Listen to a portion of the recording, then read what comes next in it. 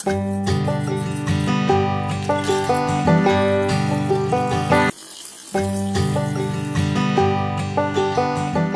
Friends, welcome back to my channel. இன்றைக்கி பார்த்திங்கன்னா வீட்டிலே குழந்தைங்களுக்கு தேவையான சத்து மாவு எப்படி செய்யலாங்கிறத பார்க்கலாம். அதுக்கு ஒரு மெஷரிங் கப்பில் 1 கப் அளவுக்கு கேழ்வரகு, கோதுமை, சோளம், கம்பு, பச்சை பயிறு, கொண்டக்கடலை, அதுக்கப்புறம் பார்த்திங்கன்னா கொள்ளு, இது எல்லாமே ஒவ்வொரு பவுல் நான் எடுத்துக்கிட்டேன். இது எல்லாமே சுத்தமாக க்ளீன் பண்ணி நான் எடுத்துருக்கிறேன். சப்போஸ் உங்களுக்கு கல் ஏதாவது இருக்குன்னு தோணுச்சுன்னா க்ளீன் பண்ணி எடுத்துக்கோங்க. இது நல்லா 3 to 4 டைம்ஸ் வாஷ் பண்ணதுக்கப்புறமா இது ஒரு 8 hours போல் ஊற போட்டுருங்க. அதுக்கப்புறம் தனியாக மக்காச்சோளமும் அது கூடவே பம்கின் சீட்ஸ், பூசண விதையும் தனியாக ஊற வச்சுக்க போகிறேன். இதையும் நல்லா வாஷ் பண்ணிவிட்டு ஒரு 8 hours போல் தனியாக ஊற வச்சு எடுத்துக்கோங்க. நெக்ஸ்ட்டு பார்த்திங்கன்னா பாதாம், முந்திரி, பிஸ்தா மட்டும் 1/2 கப் எடுத்துக்கிட்டேன். மற்றது எல்லாமே ஈக்குவலாக 1 கப் எடுத்துக்கிறேன். இது எல்லாத்தையுமே வாஷ் பண்ணிவிட்டு இதுவுமே ஒரு 8 hours போல் ஊற வச்சுக்கோங்க.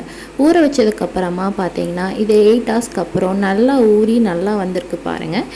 இப்போ இந்த சிறுதானியத்தில் இருக்கிற தண்ணியெல்லாம் நல்லா வடிகட்டி இதை முளை கட்டி வைக்கிறதுக்காக யூஸ் பண்ணணும். ஸோ இதில் இருக்கிற தண்ணி கொஞ்சம் கூட ஈரம் இல்லாத நல்லா வடிகட்டி எடுத்துக்கோங்க.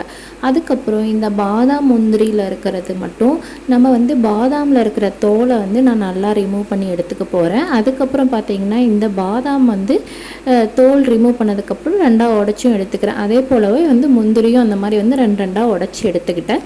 பிஸ்தாவில் இருக்கிற தோலையும் நான் ரிமூவ் பண்ணிட்டேன். தோல் ரிமூவ் பண்ணதுக்கப்புறமா இது நம்ம காய போட்டுடலாம். பிஸ்தா தனியாக காய போட்டுடலாம். பிஸ்தா, முந்திரி, பாதாம் எல்லாம் தனியாக காய போட்டுருங்க. அதே போல் மக்காச்சோளமும் பூசணி விதையும் தனியாக காய வச்சுருங்க. நம்ம மற்ற சிறுதானிய பயிர்கள் எல்லாமே ஒரு காட்டன் துணியில் இந்த மாதிரி க்ளோஸ் பண்ணி ஓவர் நைட் வச்சிங்கன்னா நீங்கள் அடுத்த நாள் இந்த மாதிரி முளை கட்டியிருக்கோம். இதை நம்ம வெயிலில் நல்ல வெயிலாக இருந்தால் 1 day ஃபுல்லாக இதை காய வச்சு எடுத்துக்கோங்க. இது காய வச்சதுக்கப்புறமா இதை நல்லா ஈரப்பதம்லாம் காஞ்சதுக்கப்புறமா இதை இந்த மாதிரி மிதமான தீயில் எல்லா சைட்லையுமே ரோஸ்ட் பண்ணி எடுத்துக்கோங்க. நம்ம எல்லா சிறுதானியமும் அப்புறம் பருப்பு வகைகளும் நம்ம தனித்தனியாக காய வச்சோம் இல்லைங்களா, அது எல்லாத்தையுமே இந்த மாதிரி தனித்தனியாக ரோஸ்ட் பண்ணி எடுத்துக்கோங்க. நான் இந்த பருப்பு கூட வேர்க்கடலையும் 1 கப் சேர்த்துக்க போகிறேன். அந்த வேர்க்கடலையும் வறுத்த வேர்க்கடலை தான். அதுக்கப்புறம் பார்த்திங்கன்னா பூசண விதை, மக்காச்சோளம் இதையுமே நான் வறுத்து எடுத்துக்க போகிறேன். அதுக்கப்புறம் சிறுதானியங்களுமே ஓரளவுக்கு எல்லாத்தையுமே நான் வறுத்து எடுத்துக்கினதுக்கப்புறமா இது சூடு ஆற வச்சதுக்கப்புறமா இதை அரைச்சிக்கோங்க. சூடு இருக்கும் போது அரைக்காதீங்க. மாவு கொரன்னு அரைஞ்சிரும். நல்லா சூடு ஆற வச்சதுக்கப்புறமா அரைச்சி எடுத்துகிட்டு வந்துடுங்க. அரைச்சி எடுத்துகிட்டு வந்ததுக்கப்புறமும் லைட்டாக மூடியை ஓப்பன் பண்ணி விட்டுருங்க. ஏன்னா சூடாக இருக்கும் மாவு.